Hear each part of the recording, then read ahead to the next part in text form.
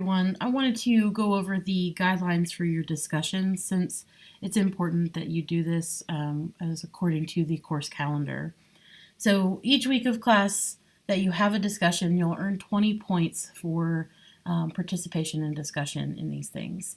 It's a good idea to print or post this document on your computer or next to it so that you can consult it as you write and respond each week. So the first part is the weekly discussion posts. Your post needs to be about 300 words. The goal here is to have you talk to each other and talk about what you learned from the reading. So I want you to do a 1 to 2 sentence summary of the reading. This means you have to read the entire article and then summarize it in your own words for 1 to 2 sentences. I don't want you to copy what the author says. There's no need to quote from them. Just what did you take away from this? What's the main point?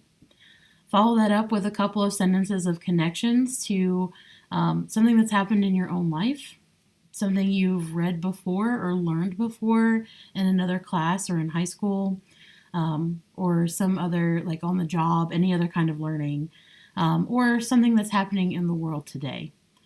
This part helps us get to know you and your thought process and to make that discussion really interesting. The last part is to pose a research question.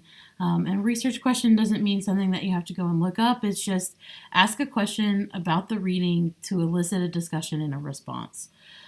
So I've given you some open-ended questions as examples. What you don't want to do is ask people if they liked the reading or if they connected, because if you can answer yes or no, you're not going to elicit a discussion.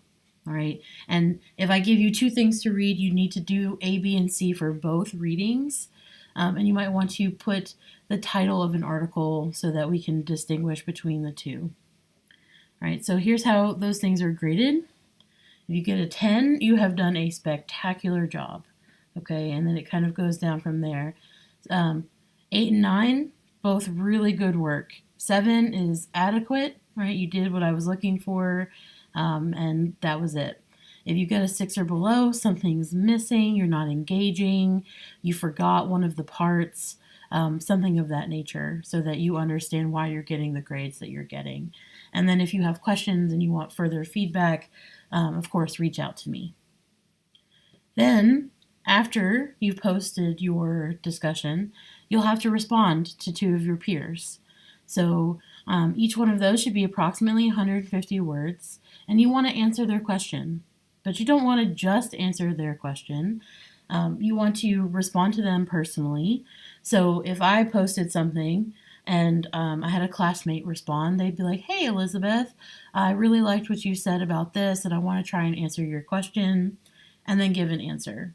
Okay, because it's an online class, it feels a little less collegial in some ways. So this is a way to kind of form a learning community. So make sure you check the person's name you're responding to, address that person, and upload a photo of yourself in the discussion posts for the first couple of weeks so that we can kind of put a face to a name. It really helps. I'll be doing the same thing. I posted a picture of myself in the instructor information in Blackboard so that you can kind of put a face to a name. In that way, it helps a little bit. Okay. If they ask more than one question because there were a couple of readings, you only have to pick one question to answer. You're not required to answer everything that they post. Okay. And then the same basic guidelines for evaluation for the responses as well. Last but not least, I've given you some idea of what good posts look like.